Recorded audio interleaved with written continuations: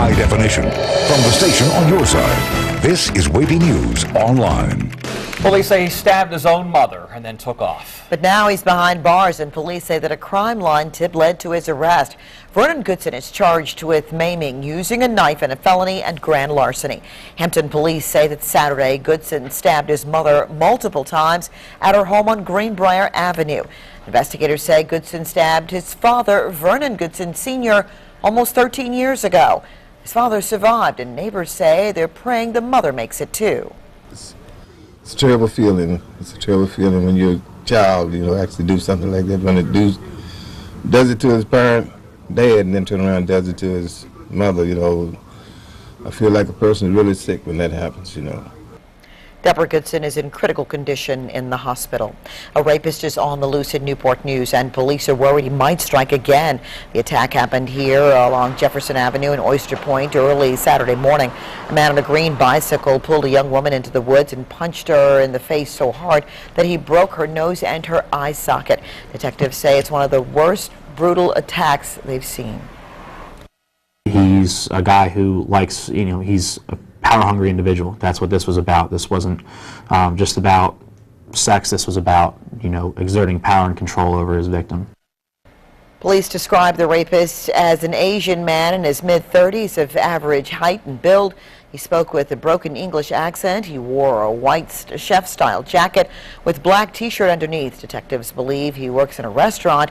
If you can help catch him, call the crime line. He was training to be a firefighter. Now a former Suffolk recruit is in jail, charged with DUI and grand theft auto. Investigators say someone called 911 after seeing 24-year-old Robert Hodges III driving erratically. An officer caught up with him at the Burger King on Bridge Road. He said he had been drinking and the car he was driving was reported stolen. Hodges is no longer with the city's fire and rescue department. Residents found a body about a half-mile away from the Newport News police precinct. Police say 34-year-old Tony Dwayne Broadway was shot to death and was found this morning in a courtyard at the Pinedale Manor Apartments off Atrian Drive. Now, investigators blocked off the courtyard area and a parking lot. They want to look for more clues here, and the medical examiner's office did determine that Broadway died from gunshot wounds. We heard a couple fireworks, but the sound of a gunshot and the sound of a firework. This was either an extremely loud firework, or once you heard the loud noise, there was no looking for anyone, just your family member, just get away.